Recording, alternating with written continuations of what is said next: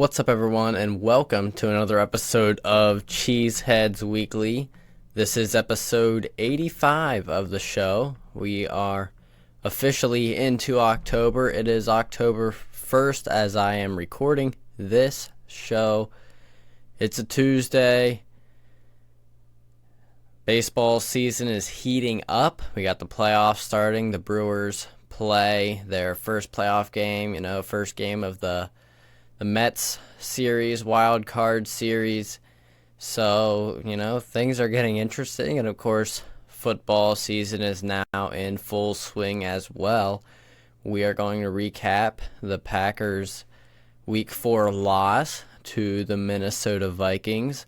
We'll go over that. And I also want to go over 5 underperformers and 5 overperformers based on kind of my expectations at the beginning of the season and how they have performed in relation to that so far. So 5 of each of those. And of course, I will go over my players of the game and answer a few questions as well. So we have a jam-packed show here today. Should be a lot of fun. Let's jump right into it. Before we get too far, I just want to quickly mention that you can leave a comment anywhere you get the show on YouTube, Spotify, wherever you're able to. You can, of course, check out our website at greatcove.net/cheeseheadz, heads with a Z, and that will allow you to comment on each episode as well and find all the episodes as well as everywhere you can listen to the show. You can find the show just about anywhere you get podcasts. We're also on YouTube at Cheeseheadz_weekly. So you can check us out there. Hit that subscribe or follow button wherever you get the podcast. That is much appreciated, and it is totally free everywhere you get the show. New episodes release every week. It depends on the day. I try to do it towards the beginning of the week. Depends on when the game is, depends on what my schedule is. So if you want to know exactly when it's coming out, you can always hit that bell icon on Spotify and YouTube. Those are the locations I know that have it, and it will notify you, send you a notification when a new episode is released. As always, you can rate the show on Spotify. You can rate and review on Apple Podcasts. Both of those things are extremely helpful in building the show. You can follow me on social media. That's also very helpful at Cheeseheadz_W on X. Everywhere else, Instagram, TikTok, Facebook at Cheeseheadz_weekly. You can also just tell your friends about the show. And that is a huge help as well. So, just to let you all know, I am a Wisconsin sports fan. I live in Pennsylvania, so I get ridiculed daily by all my friends around here who are fans of, the Phillies and every other random, team. And I'm, Brewers fan, Packers fan. So I take a lot of heat for my Wisconsin sports fandom. Just kidding. I don't really, but I really enjoy Wisconsin sports, and that's kind of where I've always been since Dad was originally from Wisconsin. That's all a little bit besides the point, just to let you all know why I am going so rogue on my native sports teams, I guess. So let's jump into it. Go with a recap of the game and possibly preview the next game a little bit, or at least give a few things that I want to see happen in the next game. We'll get into all of that in a second here, but I just would like to kind of recap the game a little bit. The Vikings did defeat the Packers at home 31-29. It was another pretty decent showing for Sam Darnold. and the Minnesota Vikings. On offense, especially in the first half, they were at one point leading 28-0. The Packers stormed back pretty much all in the fourth quarter and were able to make it close and make it a 2-point game.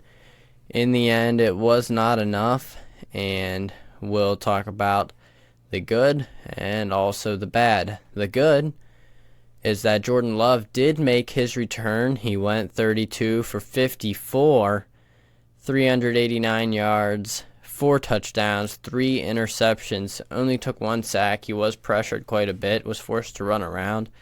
I thought his mobility was not terrible as much as he was moving around, and Matt LaFleur did say after the game that he was a little sore, to be expected as much as he was moving around, trying to buy time to throw down the field and try to come back.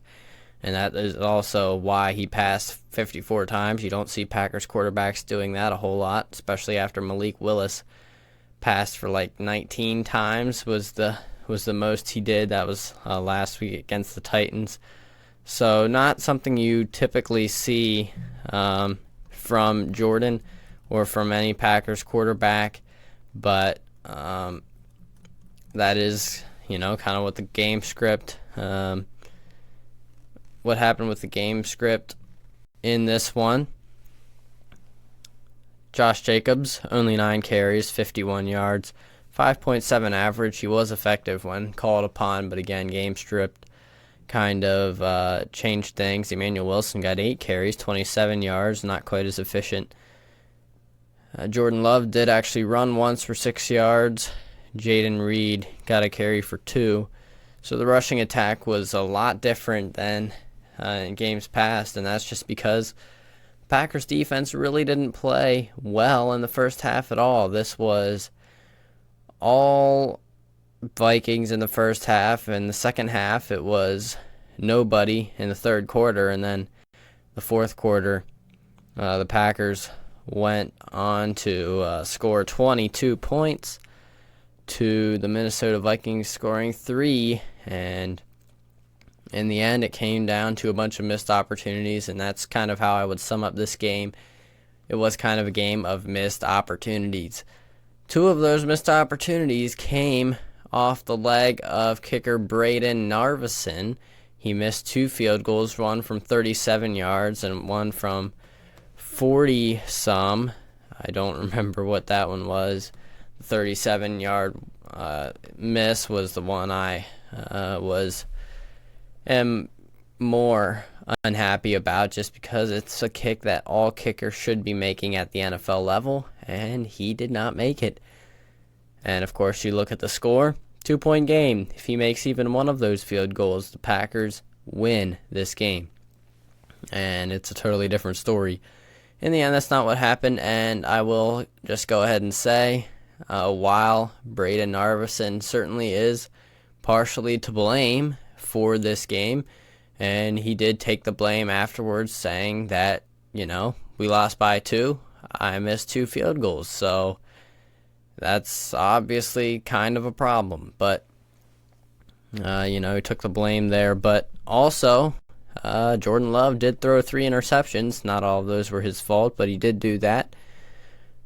Threw one into basically an extremely tight window. Basically, the window was shut, and there were like 3 Vikings defenders right around Christian Watson. Watson ended up getting injured on the play as the throw was picked off, and we'll talk about some of the injury things later. But that was one interception. Another one, I think he was trying to throw over top of Luke Musgrave to Romeo Doubs, who was slightly open behind him. Musgrave thought the pass may have been intended for him, tried to make a leaping grab.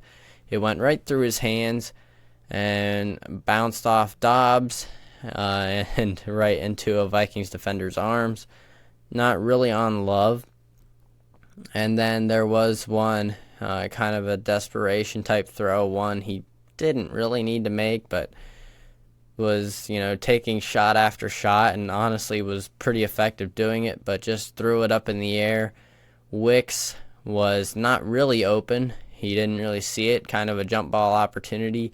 Didn't see it until way too late and was not able to make a play on the ball at all. And the Vikings corner Byron Murphy was right there to make that play.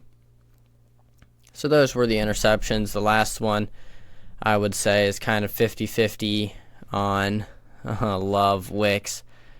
Maybe more 60-40 on Love than Wicks. But at any rate, he did throw 3 interceptions. You can't turn the ball over that many times. Tucker Kraft had a fumble right at the end of the game that killed a drive. That was not good. That pretty much sealed the game. And then there was, some missed interceptions opportunities. I saw Isaiah McDuffie drop an interception. So there was, plenty of missed opportunities in this game, and something that the Packers need to clean up offensively in particular. Obviously, the defense, not great. It is worth noting Jair Alexander and Carrington Valentine were both unavailable for this game. Matt LaFleur and the Packers reportedly do not think that Jair's injury is long-term, but he could miss maybe another game or so. Who knows? And he did miss this one, which was huge because the Vikings receivers really took advantage of that. Jalen Naylor and Jordan Addison, they're two first and second year guys that are, talented wide receivers. And then, of course, you got Justin Jefferson, which you got to account for. And so they double-teamed Jefferson. A lot of one-on-ones with Naylor and Addison, and they took advantage. Addison and Naylor both gashed the Packers for big gains and touchdowns. Addison had 2 of them, one on an end around and another on a big play down the field where he beat Corey Ballantyne one-on-one with a double move. So the defense could have played better. There was not enough pressure on the quarterback. There were 2 sacks, one a strip sack. Keyshawn Nixon, Hedger Cooper was able to recover that fumble late in the game. That was a huge play. Quay Walker had a sack as well on a blitz that continues to be kind of his strength. He's been a little shaky, in coverage and in the run game throughout the first few weeks of the season, but he seems to be very good as a blitzer. There were no other sacks. Rashawn Gary, again, very quiet. We're going to talk about him. And it was just, not enough defensively. We kind of expected it to be a struggle, and then the offense was cold early. And, of course, the missed field goals happened early in the game as well, and that's not something you want to see either. The Packers did end up going on a 4th and 10, I believe. Maybe a 4th and 8 at one point.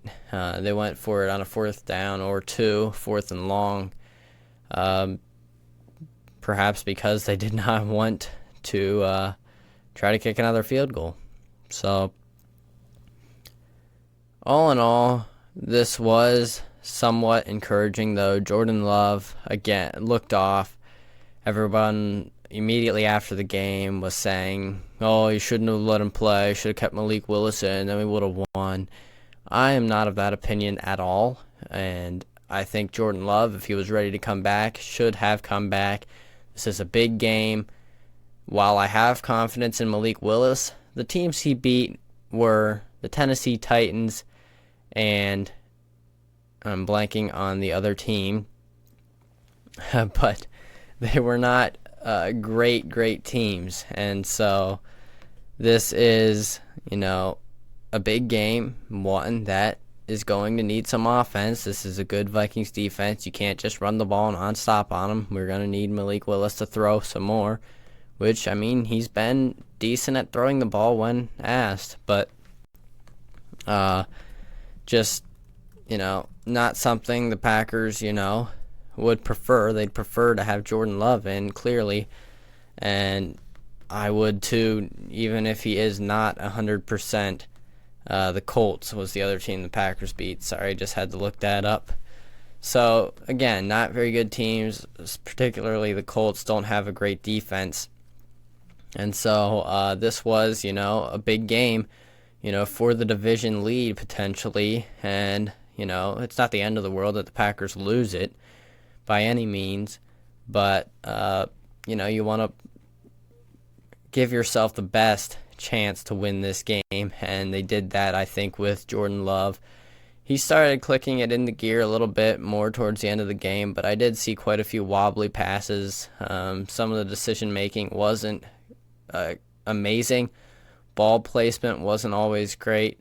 He did have a fair amount of pressure in his face. I thought he did a good job of getting away from it. He ended up taking only 1 sack in this one, and it looked like, from the naked eye, that he was under more pressure than Sam Darnold was, who took 2 sacks. So I thought he did a good job moving around with, only 1 leg. So I think he's going to continue to get better. I think he's still rusty. He looked a little bit like this in week 1 as well, even when he was healthy. So I think it's going to take a little bit to get him going, but it is a little bit of a fair discussion, to have. But I think he's going to be fine going forward. Let me just get into my players of the game here real quick, and then I will get into answering questions and go over my overperformers and underperformers so far on the year, 4 games in. So players of the game on offense, number 1 is Jayden Reed. Now this guy is the definition of a wide receiver 1, perhaps, because, he profiles as more of a slot option. That's why I kind of thought someone else might end up being a wide receiver 1. Well, I'll gladly take the L here, because I did not talk about him enough in the offseason. He was not really talked about by anyone in the offseason, to be honest. A lot of, people were talking about Dontavian Wicks, who was targeted 13 times in this game, way more than anyone else, and went 5 for 78, had a couple drops. That interception was thrown, and where he didn't locate the ball. They didn't look like they were on the same page, but all the time, at least, him and Jordan Love. Jayden Reed and Jordan Love looked to be in lockstep every single time. Like, they have some real chemistry there. 7 for 131 and a touchdown was the receiving line for Jayden Reed. That is a career high for him in yards. That all came on 8 targets, and he had multiple contested catches, 1 down the field, 1 in the end zone for his touchdown that came right near the end of the second quarter after Bo Melton recovered the muffed punt by Jalen Naylor. By the way, that was an incredible punt by Daniel Whelan. But, Reed made a fantastic contested catch. Jordan Love put that ball at a perfect spot. Like, I thought they had some real chemistry going. Jayden Reed has by far been the best Packers receiver through the first 4 games of the season, and I am excited to see what he can continue to do. They use him for all kinds of different things, but he is just always open and very special athlete. It was good to see Dontavian Wicks, definitely was separating, definitely was open. I think he looks good overall. It's just his hands need some work. Even the first touchdown pass, I believe it was, that he caught, it looked like he was bobbling that one and was about dropping it. If he wasn't wide open, he might have dropped it after he was hit or something. And we saw some of that last year too. So his hands need to get a little bit better. If he can shore that up, he definitely can be a great talent. But has been a little bit quiet. He scored 4 touchdowns through the first 4 games, but has been a little bit quiet otherwise. And this game, everyone was catching passes, so he did get involved a little bit there. So, Jayden Reed, that was talked about lots of other players in there as well. Number 2 on the list, Zach Tom. No one really talks about him. He's an offensive lineman, right tackle for the Packers, by the way. He continues to look like the best offensive lineman. I guess it's a little bit of debate whether you think him or Elton Jenkins is better. Elton Jenkins is another guy that just is out there quietly doing his job and doing a very good job. Him and Zach Tom each had only one pressure allowed in this game. Zach Tom consistently and quietly gets the job done week in and week out. And this was another dominant performance by Zach Tom. Number 3 on the list, not necessarily an offensive player, but I had to put him on here. Daniel Whalen, the punter, because he looks like a very, very good punter for Green Bay. And like some people have said, having a great punter is a weapon, and you don't want to punt in the game, but Matt LaFleur has called him a weapon, and that is what he is. He punted 3 times, averaged 60 yards a punt, had 2 inside the 20, a long of 74 yards. I believe that was the one that caused Jalen Naylor to have to back up on. I think he may have lost it in the sun a little bit at first, and then he was backing up and trying to catch it and muffed it and went over his head, and it was recovered at the 3-yard line by Bo Melton. So it was quite the punt there, and Daniel Whelan is hopefully going to be with the Packers for a while. Such a fun guy, and really got the job done the few times that the Packers did punt, which sounds like kind of a good thing. Well, they barely ever had the punt. Well, I guess maybe 3 times is about right for a game, but they also just went for it on 4th down and missed some field goals and stuff. So that's kind of where they were at. On to the defense. This was a little bit harder to find guys, and I admit I kind of just went over the I think this is actually the top 3 graded PFF defensive players coming out of this game for the Packers. Number 1, I picked myself. I used PFF to help me with the others. I mean, you can't really see the box score and say, oh, this player played great. I mean, you could say, oh, he has a lot of tackles, but they also could just be a bunch of cleanup work, mop-up duty, something like that. So number 1 is Xavier McKinney, and this was a no-brainer because guess what? He made history as the only player in Packers franchise history to have 4 interceptions in 4 games. Yes, that's right. He got another one here in Week 4 against Sam Darnold. Jumped Aaron Jones route down the sideline in the red zone and made a great sideline interception, and the Packers, that was really big for the Packers. I forget when it came, if it came right towards the end of the first half, when exactly it was. Good timing, big play, and exactly what you want to see, and he continues to play amazing and is as advertised, living up to that contract he got in the offseason. Number 2 is Evan Williams, and I will just read off some of his stats from PFF. Williams did not allow a completion into his coverage, only played 10 snaps, but did not allow a completion when, on a day when all the cornerbacks on defense were getting torched. Quay Walker is number 3 on the list. He had a sack. I believe I already mentioned that on a blitz. 3 stops and a decent day in coverage as well. The stops are especially good to see in run game. And, of course, you want to be good in coverage as well. So, really kind of a complete performance from Quay Walker. It'd be nice if we saw more of those moving forward.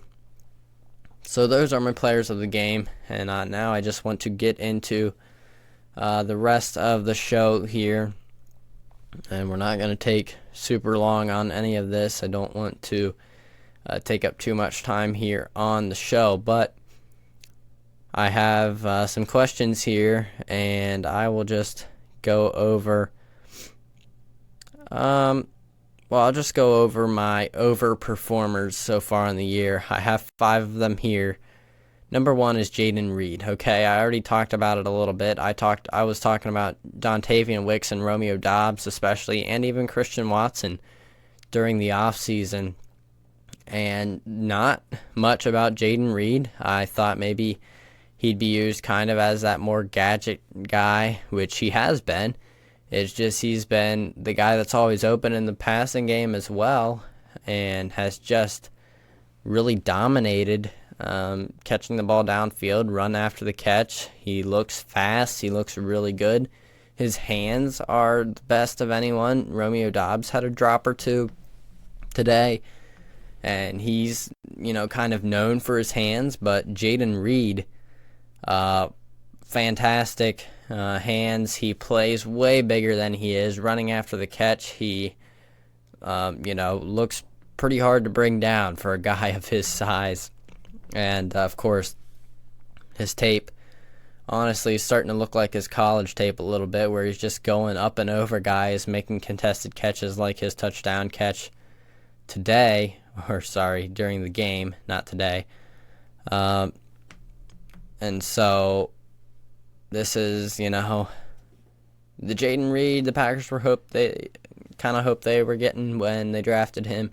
He has been fantastic for the Packers. Number 2 on this list is Tucker Kraft.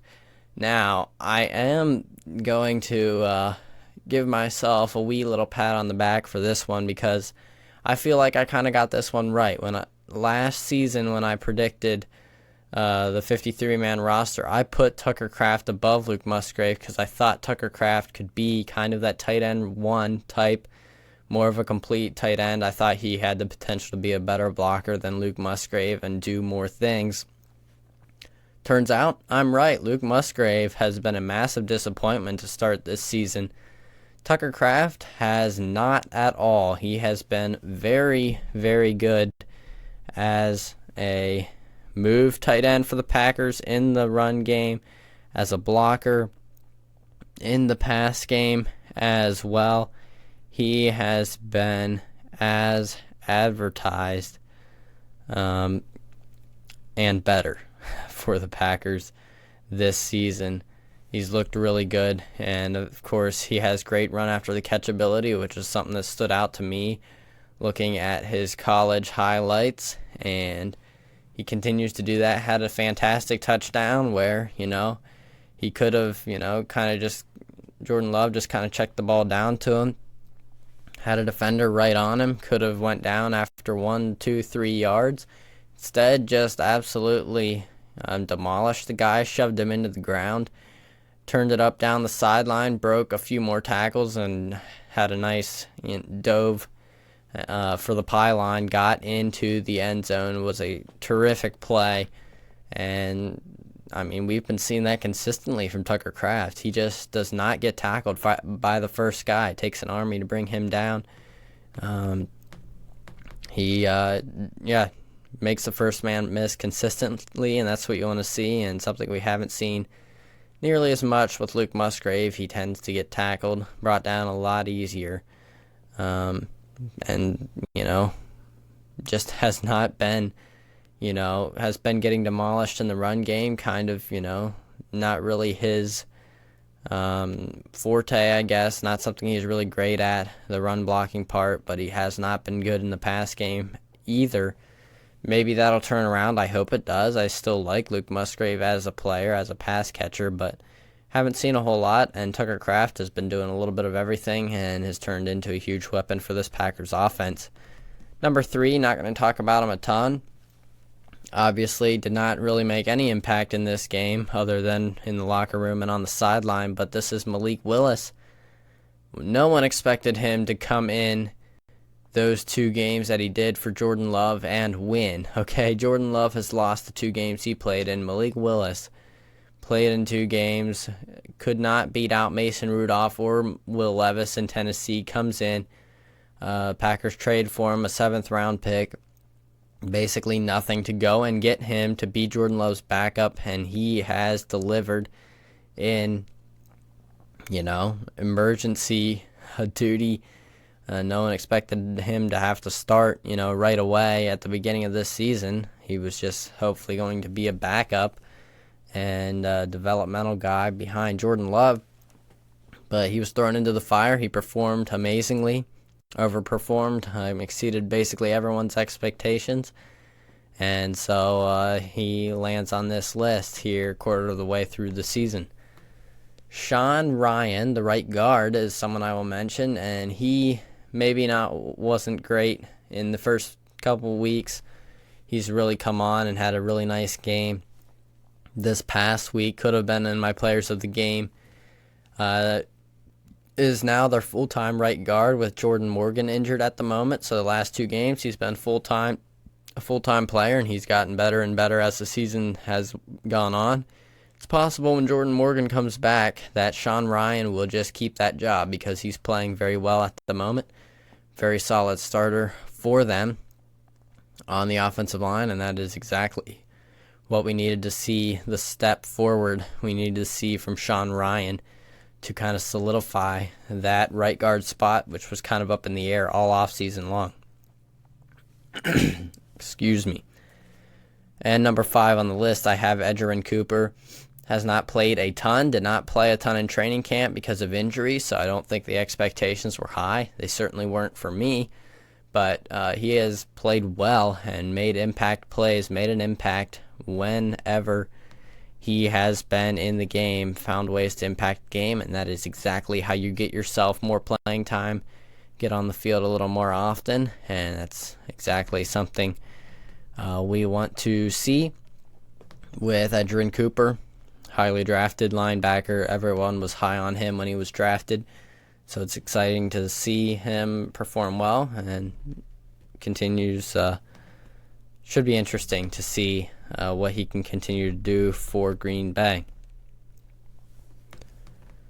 As far as underperformers, number 1 on the list, and this is going to be quite the discussion, and I did get a question about this as well. At Bakers_bets on X. What's up with Gary? I was expecting a borderline defensive player of the year performance this year. He has the talent, just hasn't been able to produce. I 100% agree with that. I had very high expectations for Rashawn Gary, number 1 on my list of underperformers so far this season. He has 1 sack on the year, and the most concerning stat we have so far through 4 games, his pass rush win percentage is just 3, right on 3. To give you a little bit of context behind this number, his win percentage was 17.1 in 2022 and 16 flat in 2023. Only 3% ranks among the worst marks among edge rushers through 4 weeks of the season. He is not playing well at all. In fact, he is playing poorly at the moment.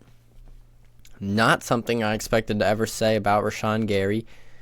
I did, I believe on an episode during the offseason at one point, I kind of pegged him as an overrated player because we always have these crazy high expectations for him, and I realized he had an injury in there as well.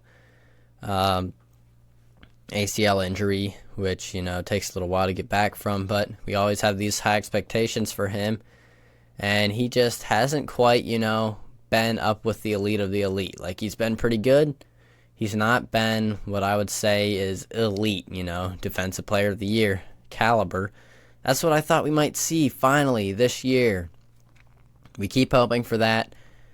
It has not transpired. In fact, it has gone quite the other direction. Rashawn Gary needs to get back to form in a hurry because that is not a good sign for this Packers defense. And Kenny Clark has started a little bit slow in the first few games as well. Certainly something to monitor there. And we kind of need those, be able to rush with 4 and get consistent pressure on the quarterback. We've not been able to do that. And that is an issue, especially when you're playing a lot of one-on-one press man coverage.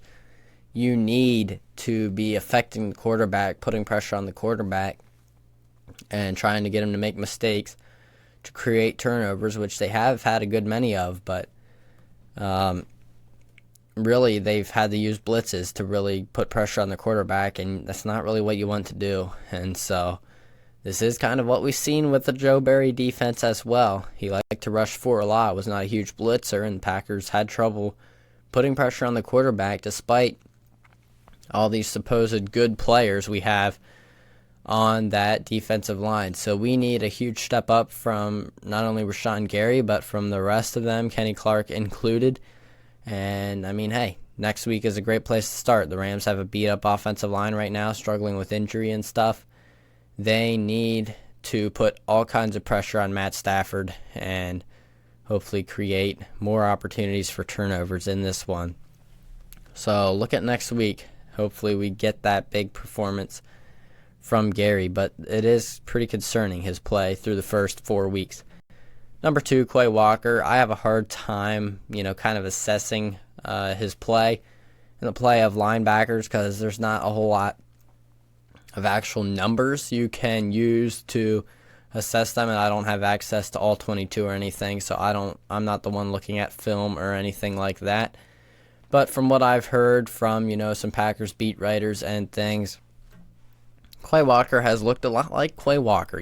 We've not really seen the breakout that we were kind of expecting to see this season.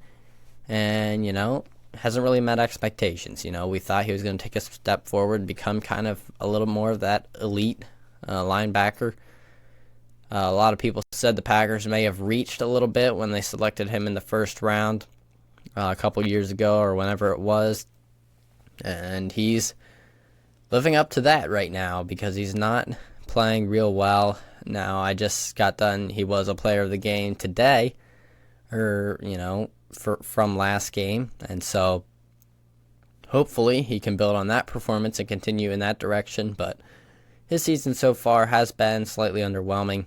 Number 3, I have Dontavian Wicks. Again, not a terrible game. Just a lot of things to clean up still for Wicks. And hasn't exactly met expectations. Was very quiet through the first 1, 2, even 3 weeks. And, Jordan Love, everyone was catching passes just because he was throwing the ball a lot. And I think with Jordan Love at QB, Wicks will get more action.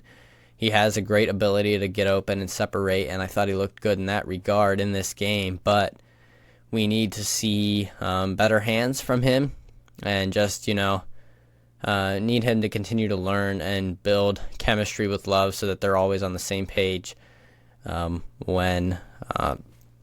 whenever Love is dropping back to pass. Luke Musgrave, kind of already talked about him. Big disappointment for me so far. I've not been real impressed with him. And again, I like Luke Musgrave. I hope he can be good. I thought we were going to have a really great tight end tandem of Tucker Kraft and Luke Musgrave.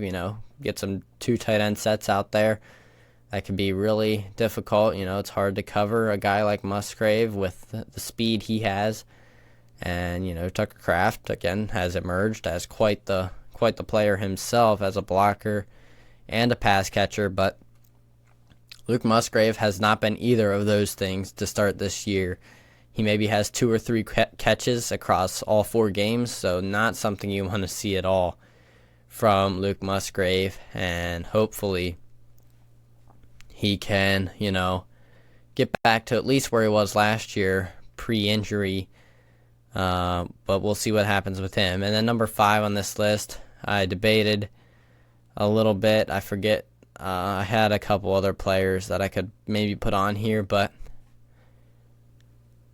I just decided to put on Jordan Love. And I did get some questions on Jordan Love. I'll just read those real quickly. 2 of them at B Fest and Ball Pod. Breakfast and Ball Podcast is their show. You can check them out on X at Fest and Ball.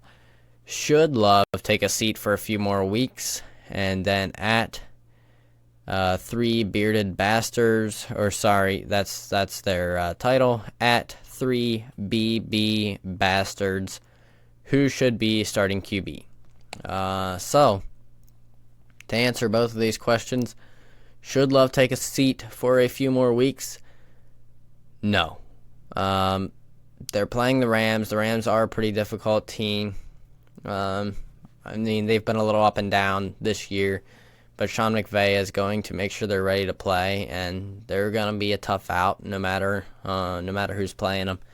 They did upset the 49ers a couple weeks ago, so they are not, totally, dead to the world at this point, even with their, kind of decimation with the injuries and everything. Cooper Kupp and Puka Nacua will both be out, which could be good news if Jair Alexander has to miss another week, and Carrington Valentine still banged up as well.